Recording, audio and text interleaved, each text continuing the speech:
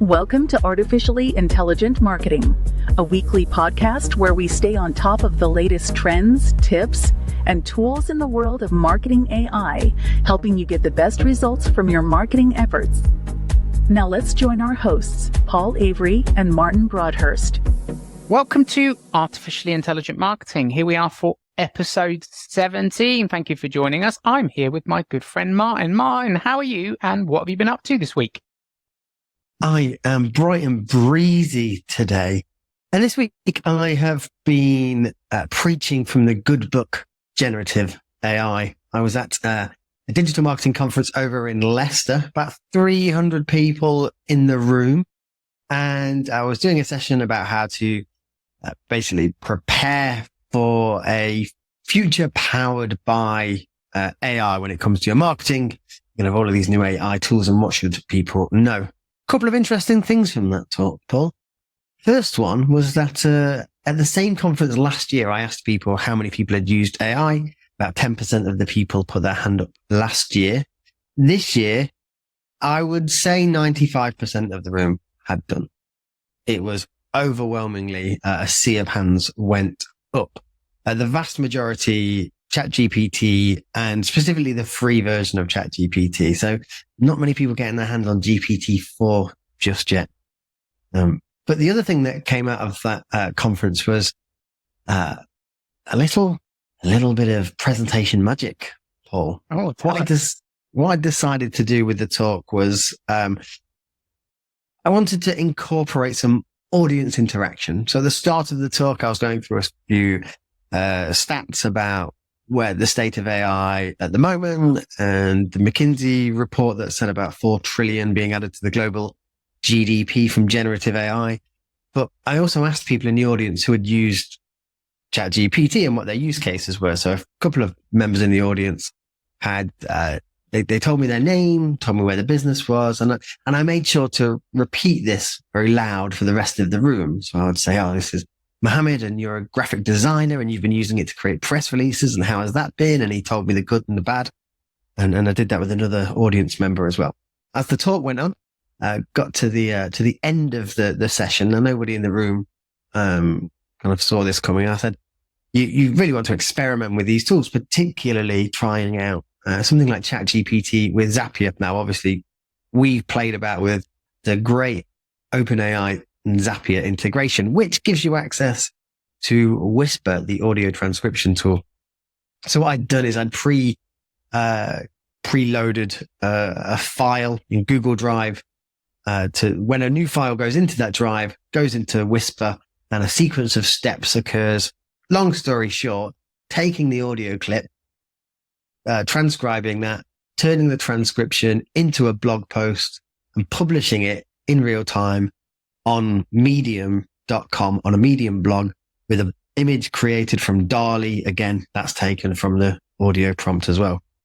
And when I did it, I had no idea if it was going to work. The night before, I tested it and it had failed. And I tested it 3 or 4 times before and it had worked. But this one time it had failed on me.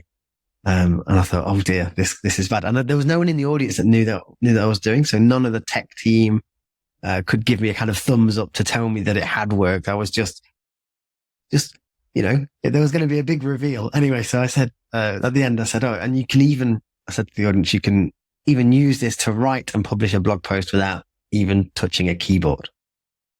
And I got my Medium blog up and fortunately for me, there was a blog. And so I thought that great tick, hurdle number 1 overcome. Started reading through it.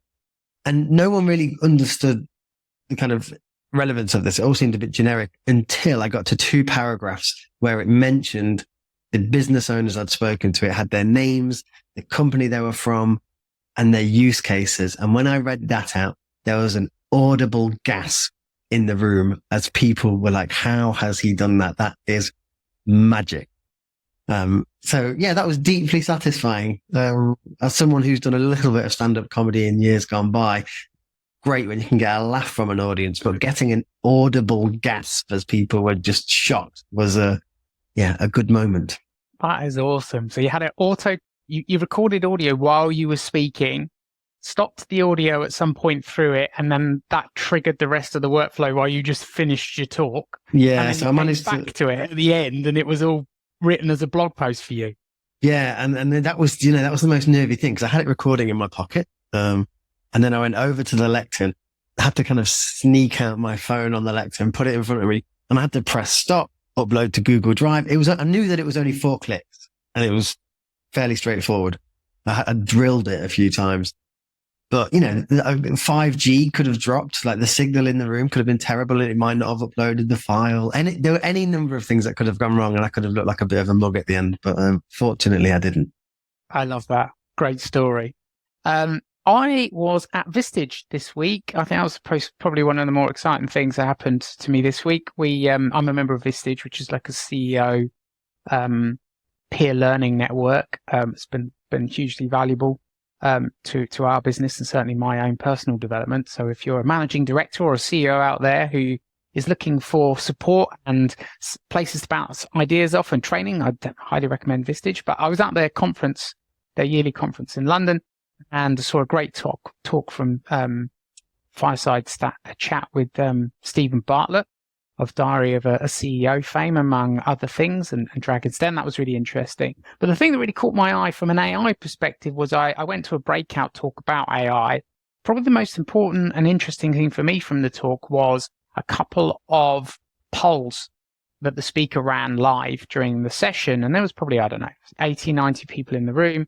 And the most overwhelming thing stopping people getting started with AI was a lack of access to training, and also the lack of skills and people in the business who actually know how to leverage AI for the good of the business, which I think we've touched upon briefly on different episodes of the podcast, Martin, but it really drilled it home to me that people are starting to become aware of this, right? You've got your 10% aware of it and have played with it to 95 over the last year or so.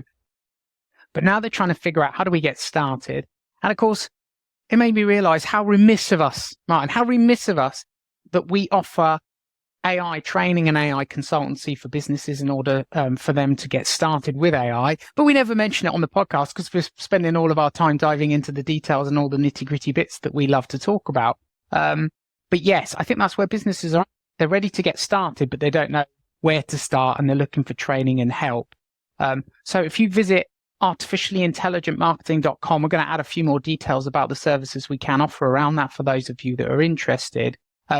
Meanwhile, I had a fantastic day out of Vistage and got to learn loads of great stuff. So it was loads of fun for me. Oh, well, that's always a good bonus, and good to see lots of people engaged in the topic of AI. Clearly, people are wanting to know a lot more. So yeah, always happy to help on that front, aren't we? Absolutely. In the interest of helping, let's get into this week's stories. So the main stories this week, we're going to touch on Microsoft bringing AI shopping tools to Bing and Edge. We're going to look at how AI-generated tweets might be more convincing than real people, according to some recent research. We're going to look at KPMG's report on the productivity boost from generative AI and how it could add £31 billion to the UK economy and UK GDP. And we're going to look at a little story around the fact that OpenAI is reportedly planning to turn ChatGPT into a super smart personal assistant for work. So we're going to get into those. We're also going to have a look at Tool of the Week this week, Storybird. And Martin's going to tell us about that. And of course, we've got our short snippets. So let's get into those snippets first and foremost.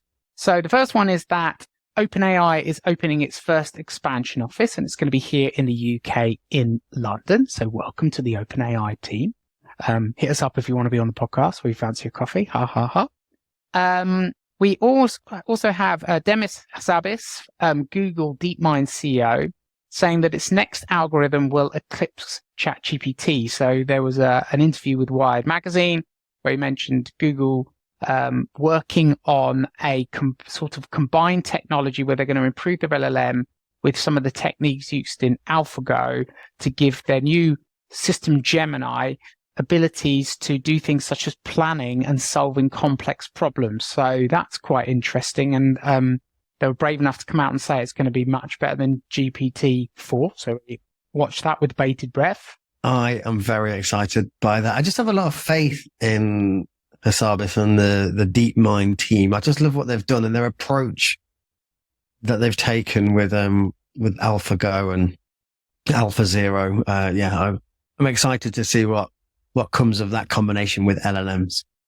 And I think everyone in the industry recognizes the track record and the deep amount of expertise in this area within Google. And if they're going to come out and say that, I think we have to take them very seriously.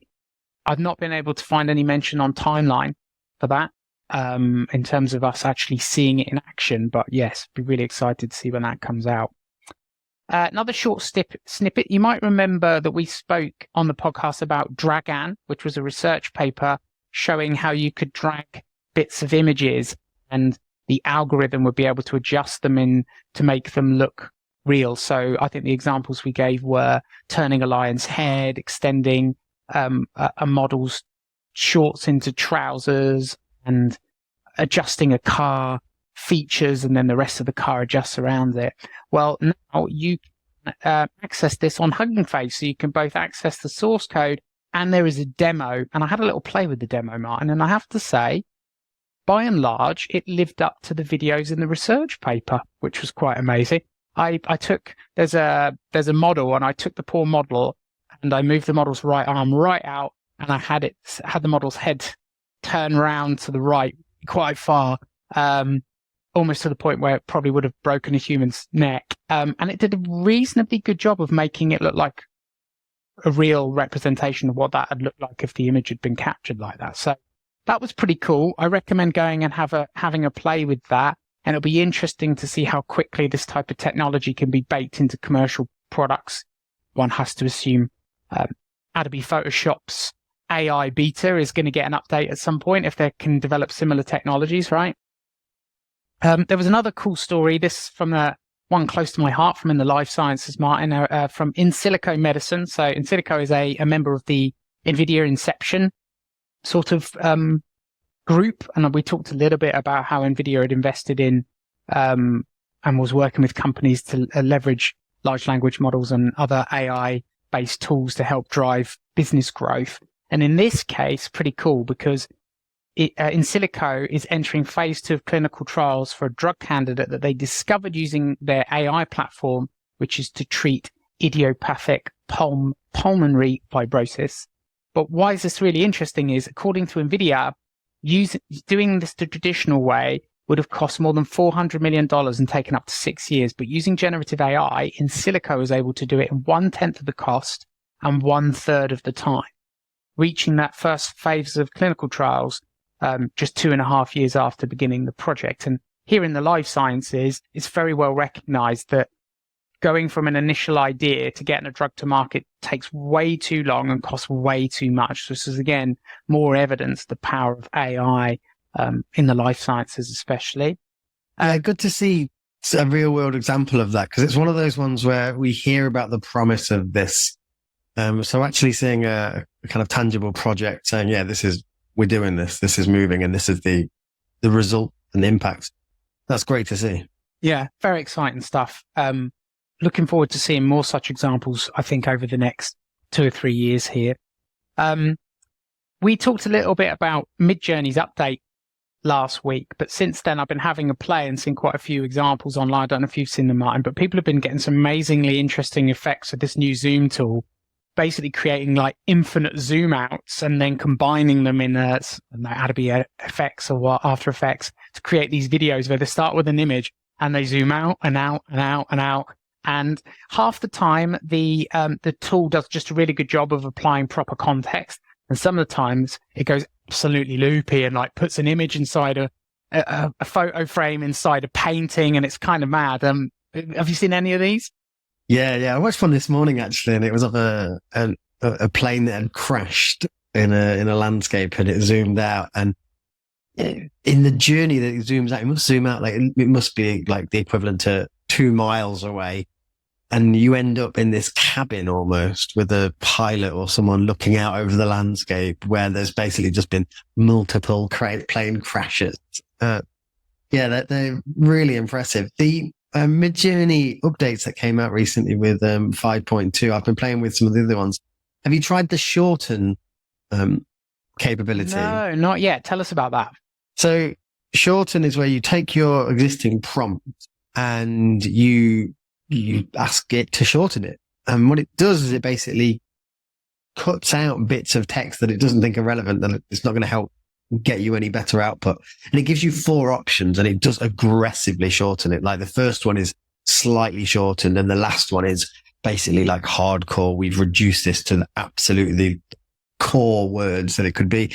But it is insightful when you see what words do and do not make a difference. And I think if you want to become a better prompter in Mid-Journey, using this shortened capability will help you understand which adjectives to include or not include, or how to maybe structure your sentence so that the primary topic and primary focuses are in the prompt. Yeah, I think that's a really good point. I'm definitely going to be playing with that because it is hard to know. And what you end up doing is you get into a pattern where you include certain turns of phrase because you think you need them. Like, I don't know, I see a lot of prompts, and I now do this myself, that write like photorealistic, 8K, super resolution, and all these other things because you think you need it to get the best output. Be interesting to see if they basically all get stripped out, or you only need like one turn of phrase like 8K to suggest that you want it to, appear really high resolution. The other thing came up, I was having a discussion on LinkedIn. I can't remember if we've mentioned this on the podcast. There's a lot more tools and prompts in Mid-Journey than I think a lot of people realize. A lot of people are using Imagine, which is the one that you use to generate an image. But my favorite is to use Describe and then feed it an image that I think is really cool. And then it reverse engineers what type of prompt would give you an image like that. And it gives you, I think, 4 prompt ideas, which is absolutely fantastic for then taking that original image idea and then twisting it as you see fit. So to give you something completely novel. So I don't know if you've seen famous actors as fruit or something, and you've seen like, I don't know, Leonardo DiCaprio that's morphed into some sort of pineapple. I don't know. I haven't seen, I don't even know what would happen if you entered that prompt. Please enter that prompt and then tweet us and so we can see it. But then if you wanted to do exactly the same thing and turn a bunch of other famous people into fruit, you just feed it the image and it will give you like the bare bones of what you needed. And then you could just swap the fruit out and you could swap the famous person out, and then you can get a whole series of images. Are you doing this for us in real time, Martin, so we can see what that might like? Oh, crumbs. Okay, well, now at least we've got an image for this episode of the podcast.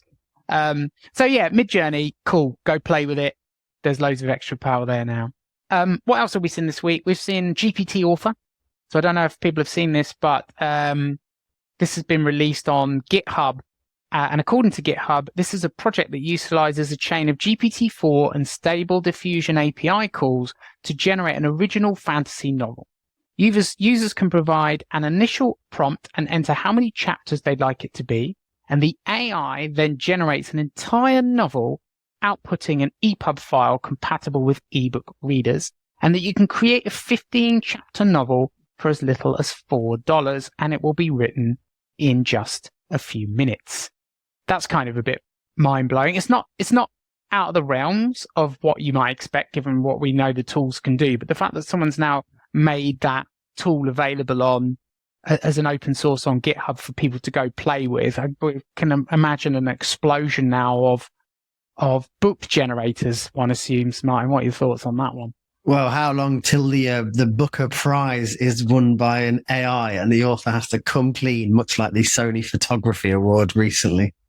That'll be interesting to see. That is the danger. And one assumes, you can currently ask ChatGPT 4 to write in the style of famous poets and authors and social media gurus. So one assumes you could start cranking out novels based on existing authors' works that you really liked. And then that gets muddy. It's like, oh, what would have happened if Michael Crichton had written Jurassic Park 3 instead of all of the series of movies that we eventually got? Well, now we can, pump it into the tool and see what we get. So yeah, I think it'd be really interesting to see how that all shakes out. And then the last little snippet is actually an update on a story that we've already featured, but I think maybe it's interesting to revisit, which is this concept that Amazon is building a large language model marketplace as part of its sort of bedrock solution for its AWS customers. And we've talked about this before, but I think the reason this is especially interesting to hear this come up is I've also heard recently that OpenAI are thinking about doing something similar.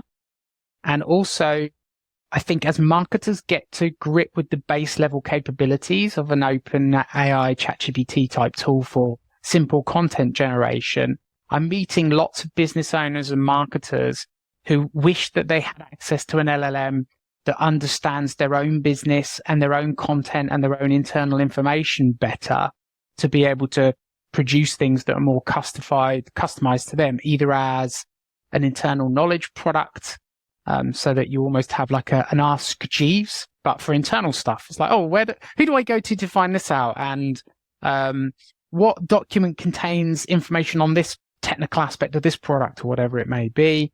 Also things like obviously driving more company-specific content production for content marketing, which I think is a common use case already. The concept of creating customer service chatbots that are really well trained on all your own service materials. And I'm getting asked more and more, like, how would I go about doing this?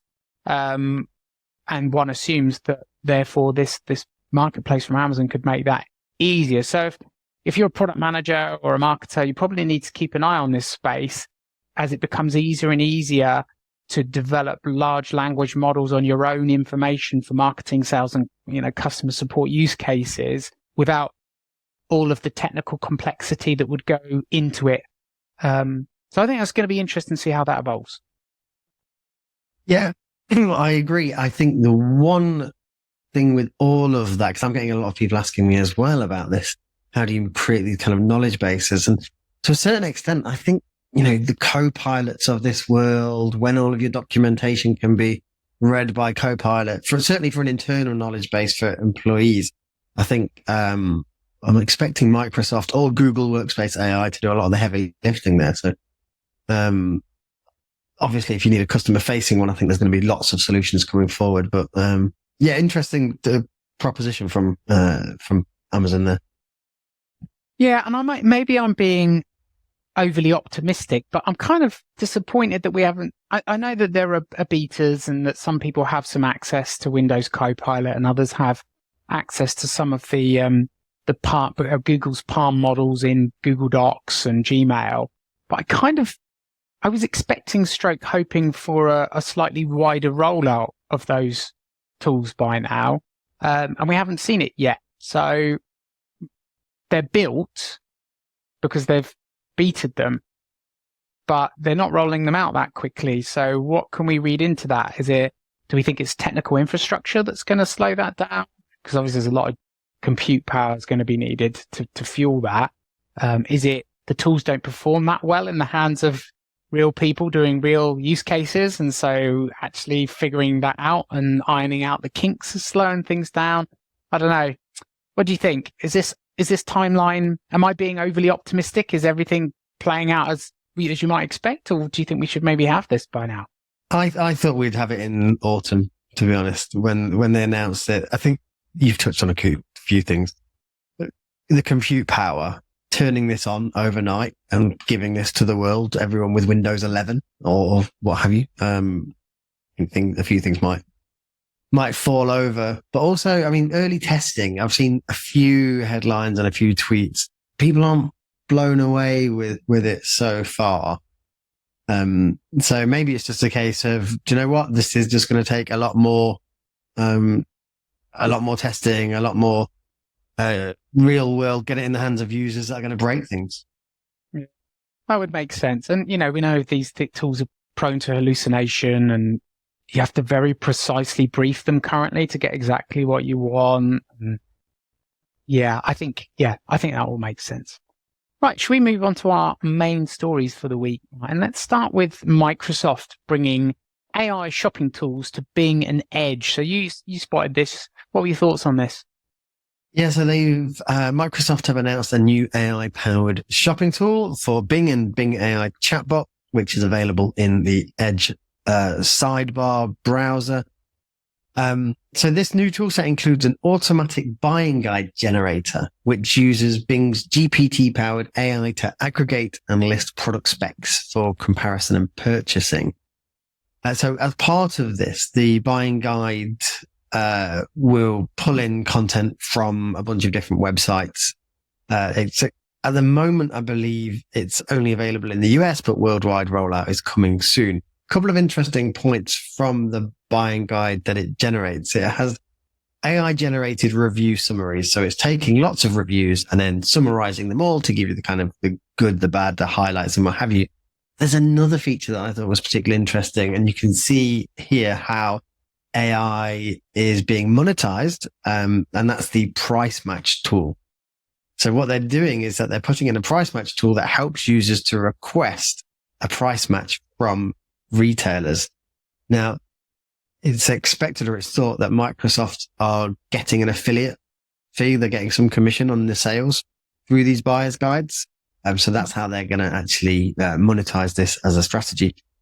But yeah, I thought it was a really smart use case, and definitely one for e-commerce companies to be aware of in terms of how do you get your products into these buyer's guides.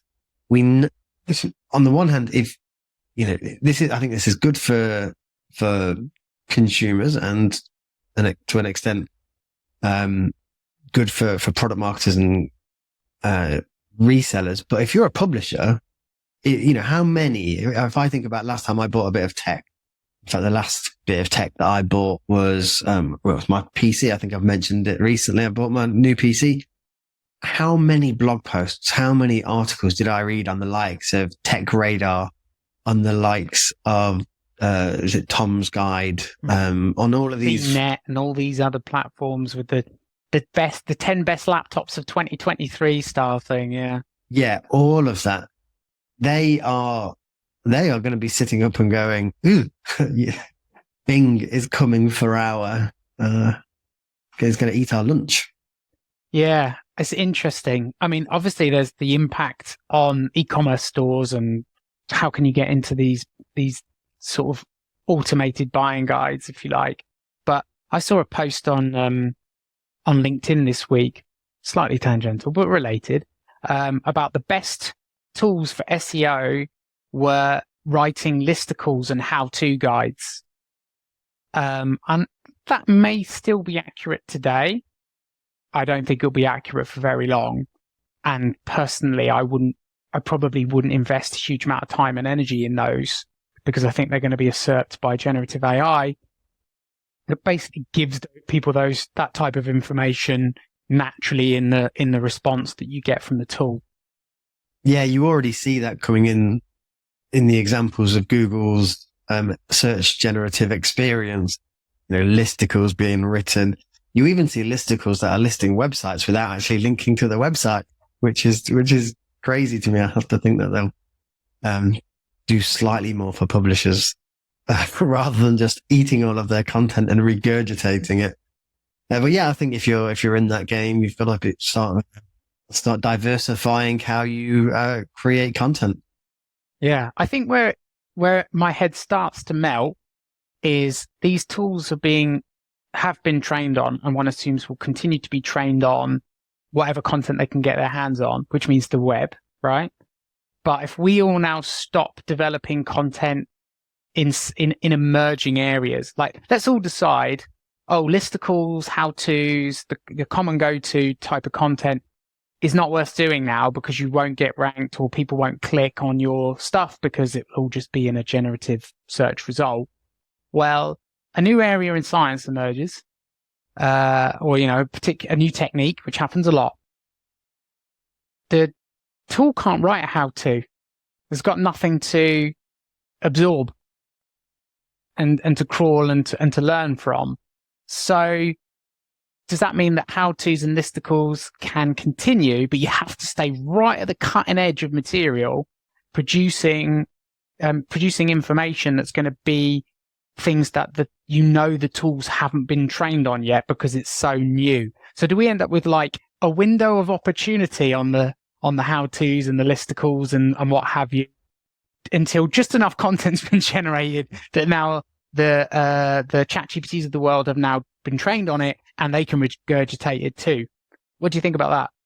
Yeah, well, I think that's the case for a lot of companies as it is anyway. A good example from my own blog is that I was ranking really well with a blog that was the best text to image, or the best AI text to image generators. And I was updating this monthly up until about September, October last year. And I was getting a good amount of traffic from that, because, you know, it was first mover advantage. There wasn't many people talking about it, and you could get a lot of traffic through that. But now, you know, everyone's written that blog post has been copied. There's probably 20 different versions of it on the likes of Tech Radar or what have you. So trying to outrank those is just too difficult now.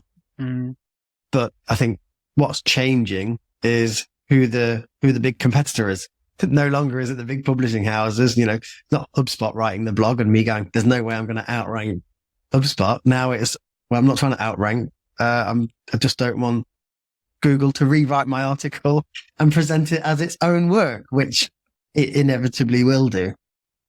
Yeah, of a form.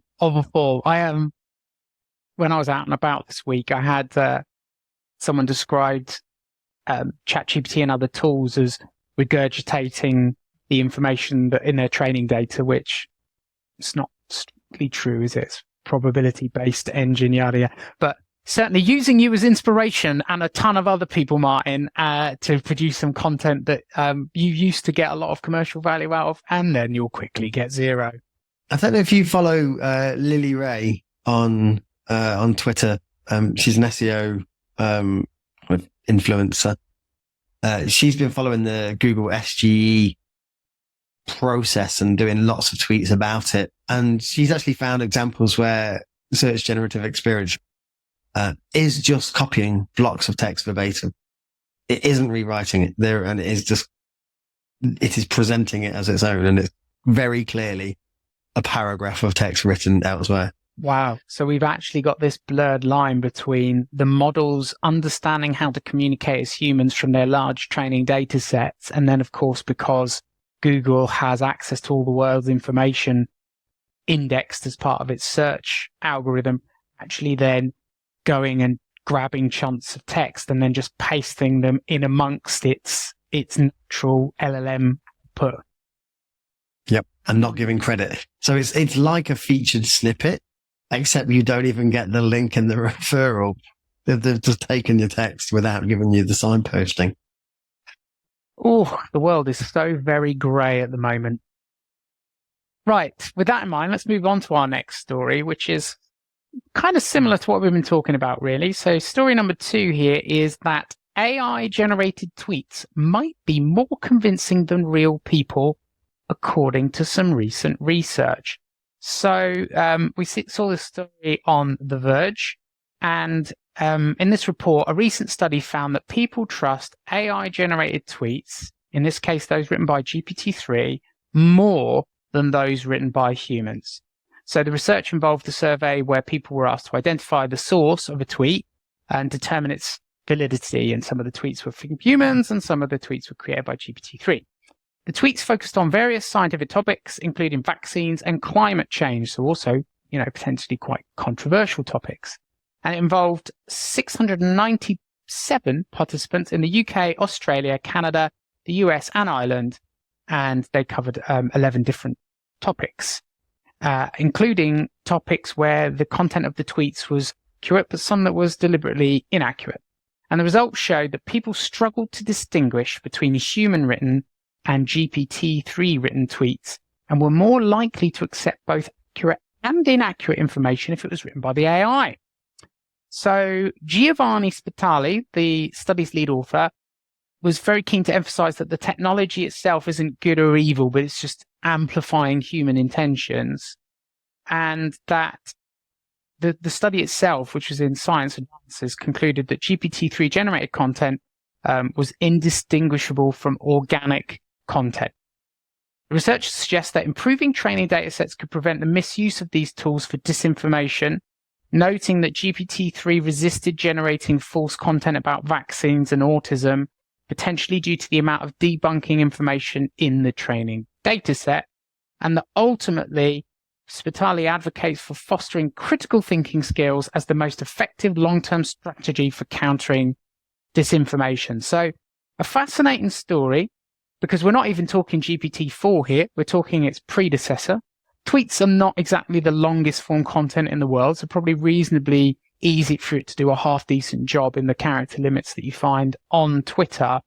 But the idea that people just really couldn't tell the difference is further evidence that if you wanted to create lots of Twitter content at scale using bots for things like disinformation campaigns, your average person's probably not going to be able to tell truth from fact. What were your thoughts about this story, Mike?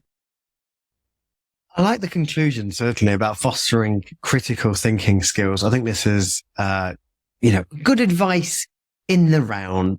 It doesn't necessarily need to be in the context of disinformation and AI. It actually brought to mind the story from a few weeks ago where the research paper was about the email responses from doctors or GPT-4 or 3, I can't remember which one it was. I think it was 3.5, if I remember right. Yeah. And the AI was more empathetic and that kind of thing. And it just reminded me of that. I think we shouldn't be surprised when people are taken in by AI written content anymore. Yeah, I think, basically the verdict's in on that, which is in a lot of use cases, we can't really tell the difference. It's funny. I've had a number of conversations this week about what does AI do for education and how things are changing. And I think a lot of the frustrations with the education system, both from people in it, outside of it, I'm not an expert in this, I'm just mostly just repurposing conversations I've had and things that I've heard, is having schooling moving as far away from learning to remember versus learning to think and critically analyze and question and be curious and seek sources, which I realize is a big part of how schooling already works, but really going in all in on that is probably going to be critical, because when you've got tools that can surface, I mean, we've had this with the web really for years, but it's even easier now to go to a ChatGPT and ask questions, but needing to be able to think about how to assess what you've been told and double check the sources is going to be critical, because, and it's going to be exhausting for us as humans, honestly, having to validate everything that you see online, because it could have been created by a bot that got it wrong, or it could have been created by a bot as part of like a deliberate misinformation program. That we need to teach people, and kids especially, how to do that. But I also think the cognitive load that's going to place on humans to do that due diligence is going to be a lot. And so I guess what we'll see is an emergence of bots that help us understand the outputs of bots and do that due diligence for us. But then who controls the bots and influences and trains the bots that do the due diligence, right? And it all just turns into this crazy, ongoing, confusing, never-ending, infinite paradox of grey. So yeah, interesting story. And I do start to worry a bit about disinformation and the ability to create this type of content at scale. Yeah, absolutely. And it's right to, when it's so easy to create content, and the rewards are as high as they are, then, and this goes from SEO through to trying to orchestrate a coup. It's easy to do, so you have to assume that people's thirst for reward will lead them down that path. I couldn't agree more, Martin. And with that, I'll move on to the next story.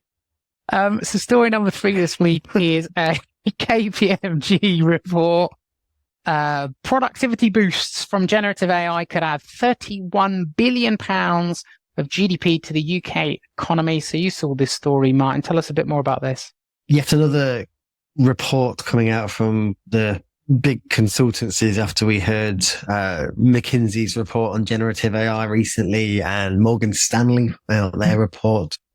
So yeah, this one's focusing specifically on the UK. And as you said, they're saying that generative AI could contribute an additional 31 billion to the UK's GDP annually, which equates to a 1.2% boost in productivity. Now, if you know anything about UK productivity over recent years, you would know that being able to get a 1.2% boost would be seized upon as a great opportunity because, quite frankly, we've had terrible productivity growth in recent years. So on average, about 2.5% of tasks could be performed by generative AI, impacting 40% of jobs in some capacity. This figure is lower than the OpenAI research that they conducted into the US jobs market. And, I imagine that they're fairly similar in terms of makeup of jobs. Maybe the answer lies somewhere in the middle, or KPMG haven't really grasped the full capabilities of generative AI and the potential impact of, a multimodal system like GPT-4, which, the image inputs haven't really come to the market yet. So we're maybe not accounting for that. Anyway, so it says, while 10% of jobs could see significant effects, now that is where over 5% of the tasks are impacted. 60% of jobs may see minimal to no direct impact from generative AI. It goes on to look at which areas are most affected. So they say creative occupations, text-based AI could automate 43% of tasks for authors, writers, and translators. Graphic designers could see 15% of tasks automated. Whereas jobs in retail, customer services, hospitality, construction, and manufacturing are among the 60% of occupations expected to see almost no impact. Which does chime with the OpenAI report in terms of what jobs are not going to be impacted. It did tend to be that more manual. You did see it was the trades weren't going to be impacted. The one that stands out to me in here that I don't buy, in fact, there's two of them, retail to a certain extent, because I think generative AI will have a role to play in that. But customer services, I'm surprised by that. Yeah, that doesn't make sense to me. While you were telling us about that story, I was really those were the two for me. And I think, without diving deep into the report, I want to be careful about what I say because I don't know the details of the report. But for me, it doesn't take a huge amount of imagination to see how the combination of synthetic video, synthetic voice, and generative AI, which is not really a future tech. Like if you look at companies like Synthesia and a bunch of other companies that are creating synthetic humans, I think it's MetaHuman is another platform that you can create really realistic looking people with really realistic sounding voices, and they're getting better. If you think about where that technology even was 12 months ago, the people look more realistic than ever and less uncanny valley. And the voices have that natural intonation to speech that's more like how real people talk, with ums and ahs and pauses and all of that stuff too. It's hard for me not to imagine a time where, even if I go into a store where I would look for advice from someone, we're buying from self-service checkouts. We've adopted those. Went into my local co-op supermarket the other day and there's 6 self-service checkouts and there's only 1 human checkout, and most of the people who are in a rush go straight to the self-service because, hey, boom, I'm in, I'm out. Why not self-service tablets where you can have a full-on conversation with someone? I think that's coming. So, and of course you can imagine that in an in-person retail setting and in an in-person customer service setting. Why am I not having that conversation at the front desk of a hotel? I think I could well, right? I'm not sure that's going to be a human. How many years that's going to take, I'm not sure. So yeah, I'm like you. I'm a bit surprised by those two. The report goes on to say that in order for us to actually realize these productivity gains, there are changes in work practices. We're going to need to enhance skills, and it's going to require significant digital investment. These are the prerequisites for actually turning these productivity gains into reality. And it goes on to say that while widespread job losses aren't expected, skills mismatches may occur in the short term as the labour market adjusts.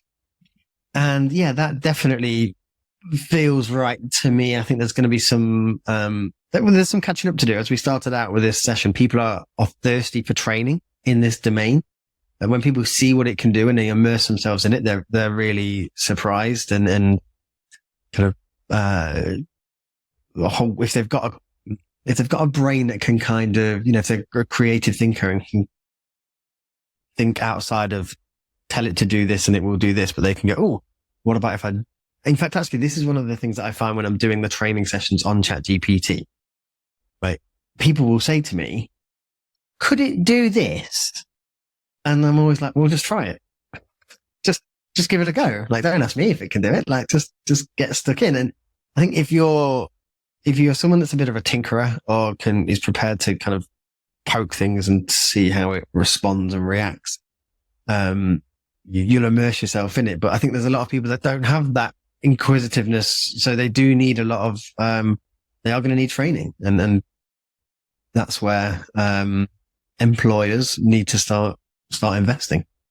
I think you're absolutely right. I think there's also going to be a group of people who they don't have time to figure out how to make it work well for them. They want someone to just shortcut that process for them, who's had a play, learned all the things, learned the shortcuts, learned the holes, and can basically just prime them in a 2 or 3 hour session. This is how to be productive right away. Don't spend 2-3 weeks trying to figure it out, or months, maybe in some cases, how to figure it out yourself. So I think we're going to see a lot of that.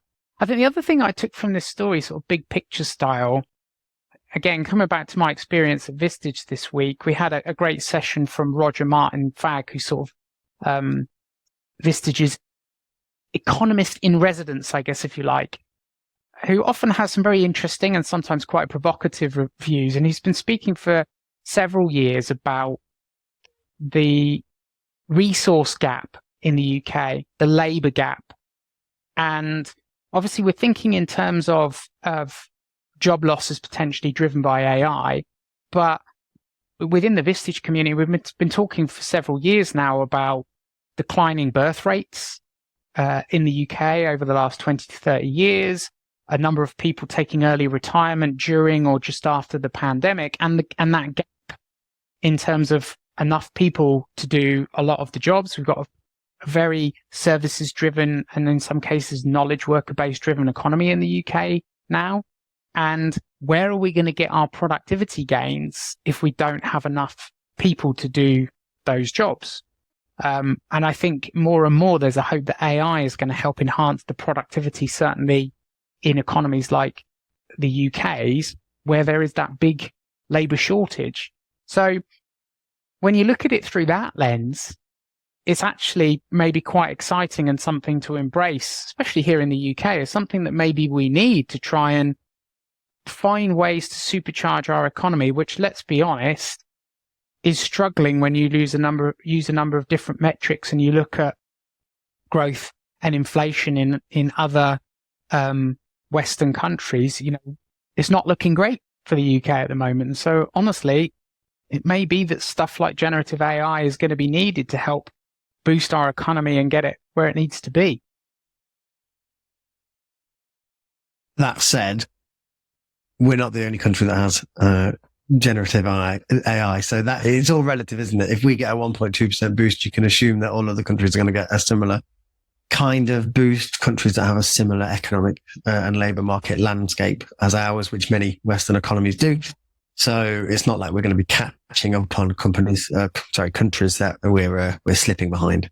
Okay, let's get ourselves into story number 4. I think we're on number 4, which is that OpenAI is reportedly planning to turn ChatGPT into a super smart personal assistant for work. So we won't hover on this too long because it won't be mind-blowing to a number of you that listen to the podcast, but there's a few things in here that might be interested. So It was reported this week in the Decoder that OpenAI's latest business plans were revealed in an exclusive by The Information, citing Sam Altman, OpenAI's CEO, and 2 insiders.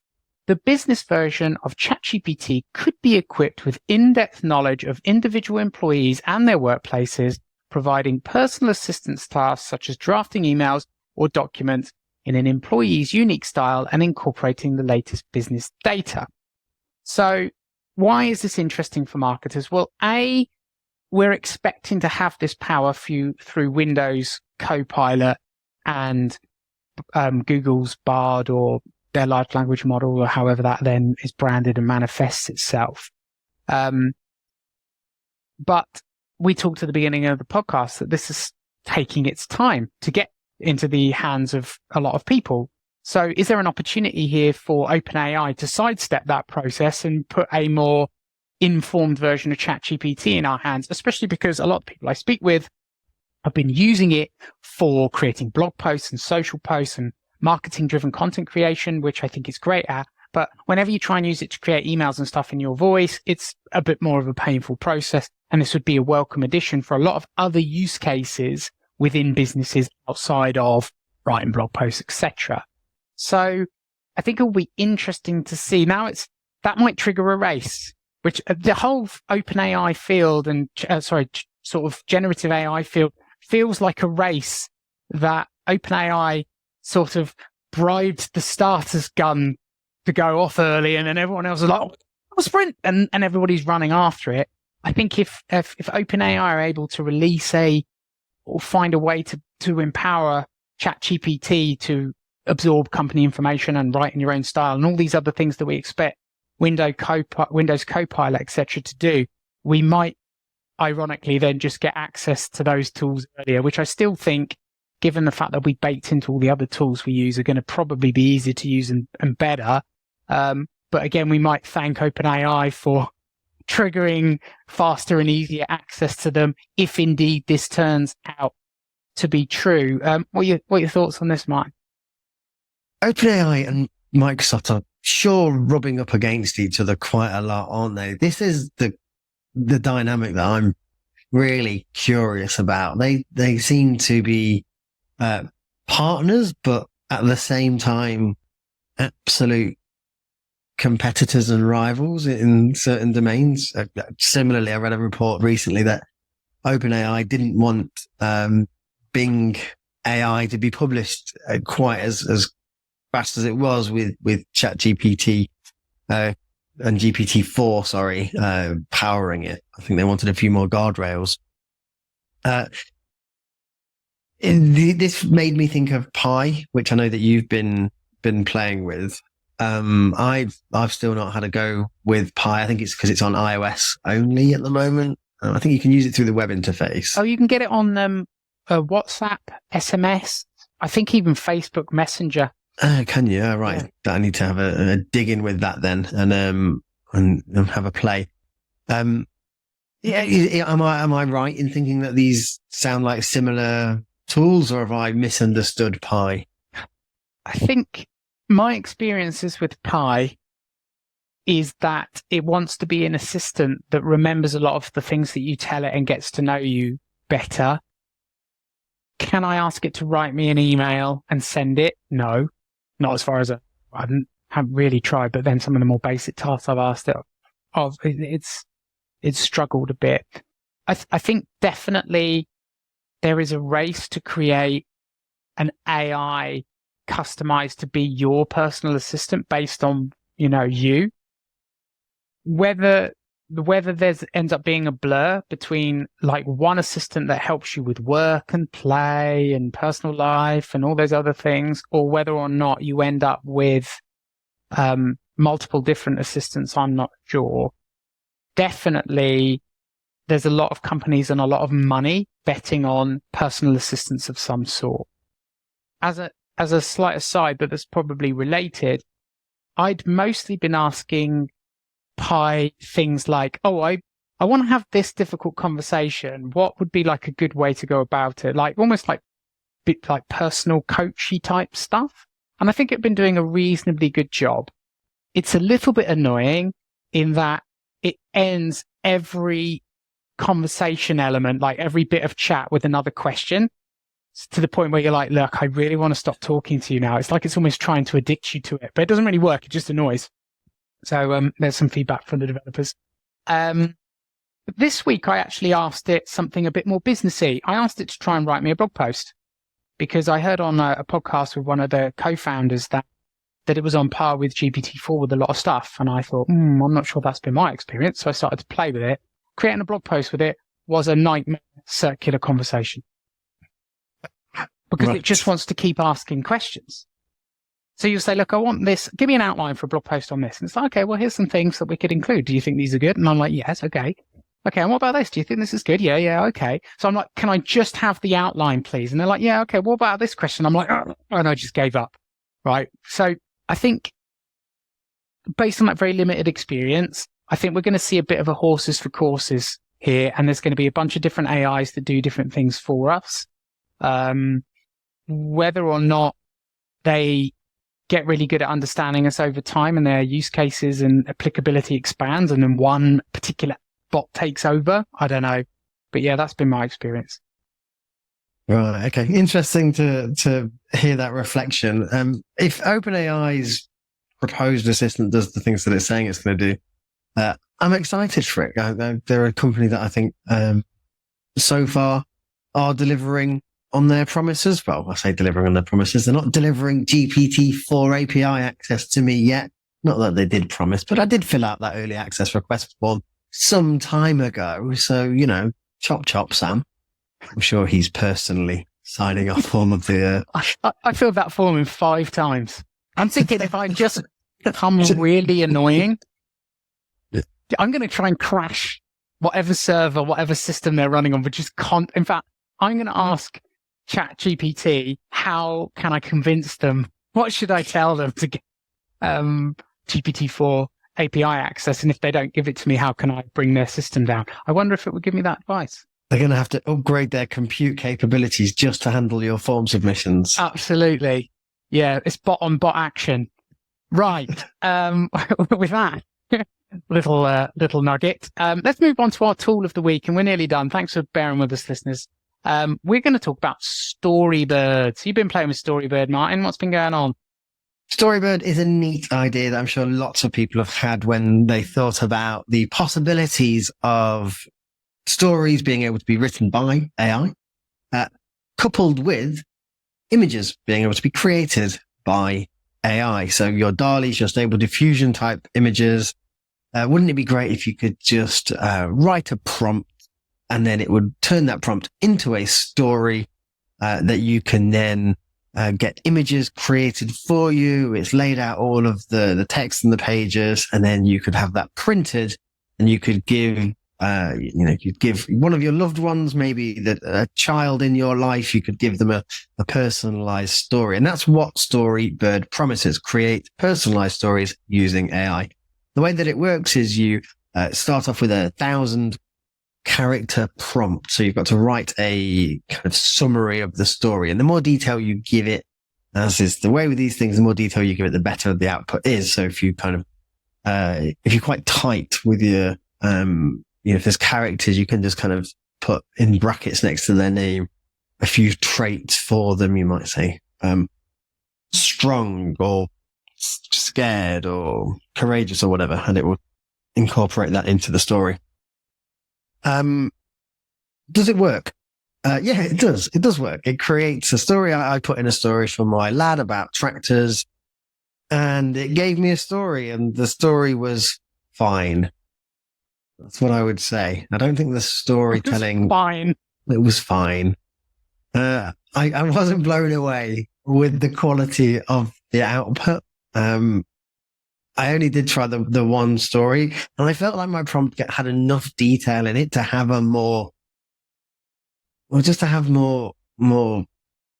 Drama is probably the wrong word. I mean, it was a story about tractors looking for a plow with some pigs and sheep and goats. But just something that was slightly more engaging. I think the biggest issue that they've got at the moment, and they do address this directly in the tool itself, is that due to the way that images are created using this diffusion models, the images aren't consistent of the characters. So tractor, the tractor in my story, it created as a green tractor, but the style, every time the green tractor appeared, it was a completely different style of tractor. So there's no consistency throughout the story. And that's something that they said they're working on. And it's understandable that, that isn't quite there yet. Once you've created your story, if you're happy with it, and you can regenerate the images, so you can, it gives you the text, gives you the image, you can change each of those elements as you see fit. Once you're happy with outputs that you've got, you can then actually order the book to be printed on demand via Amazon for about $26, and it will be printed and shipped to you. So it's a really novel idea. The interface is very, very easy to use. It's, it's designed to be kind of idiot proof. And I did demonstrate that quite effectively. And it works. It's neat. What I like is it's someone putting together a very nice UX UI to do something that lots of people have said would be a cool idea to do, which is create personalized AI generated storybooks. But it does need to work on making those stories slightly more interesting.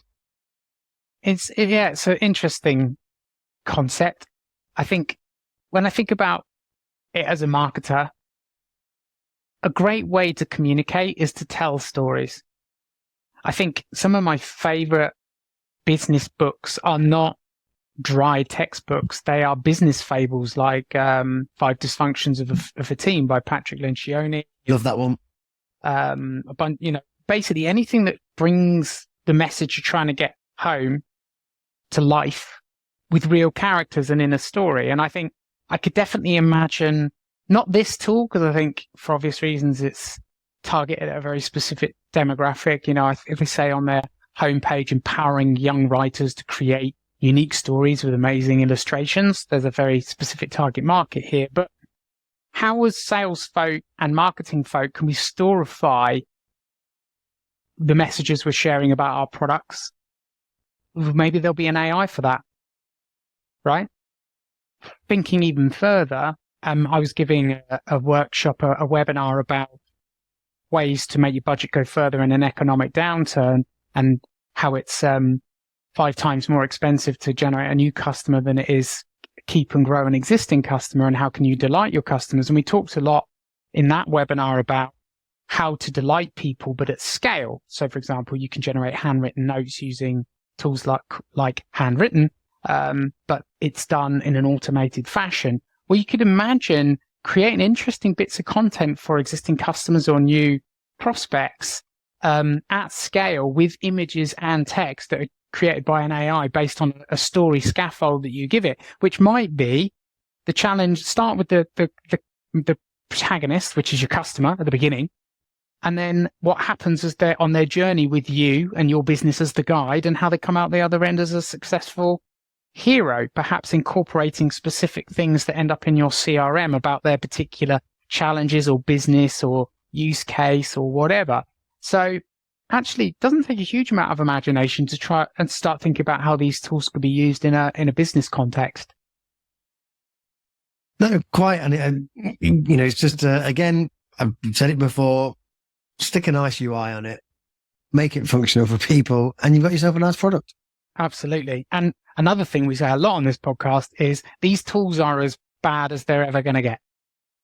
Yeah. Right? They're only going to get better from here. So if they suck a bit at A, B, or C, they're probably going to get better. And what's interesting about having so much access to the APIs of a lot of these products, and including, companies like Meta making so much stuff open source, I think they're learning huge amounts about how people want to use them, how businesses want to use them, where it goes wrong. I mean, if you are Stable Diffusion, Stability.ai, or if you're developing Midjourney, you must know that unleashing a commercial application of your business is the ability to keep subjects in images the same across image sets, right? And I know you can use the seed tool for that, so there is some control. But the image generation tool that makes that easy, both through UI, but also like really being able to precisely manage characters and other features within an image and keep them consistent across an image set, is going to open up much more additional power from a commercial perspective, whether that's writing books and graphic novels through to business contexts, right? So that's applying a commercial pressure to the developers of these tools to get those things built, whereas they may not have previously realized how important that's going to be to people. But now they know. Cool. Well, thanks for sharing that tool with us. Lots of fun to be had with that, Martin. I think I might go and have a little play. Hopefully everybody has enjoyed today's podcast. If you like it, please subscribe. If you think other people would benefit from it, please share it with them. It really helps us as a podcast when you share it with your friends and industry colleagues. So please do. You can learn loads more about the podcast and us at www.artificiallyintelligentmarketing.com, and that's the URL to share with your friends. Other than that, thank you so much for your time, Martin. Great hanging out with you as always. Speak to you next week. Cheers, bud. Bye. Thank you for listening to Artificially Intelligent Marketing. To stay on top of the latest trends, tips, and tools in the world of marketing AI, be sure to subscribe. We look forward to seeing you again next week.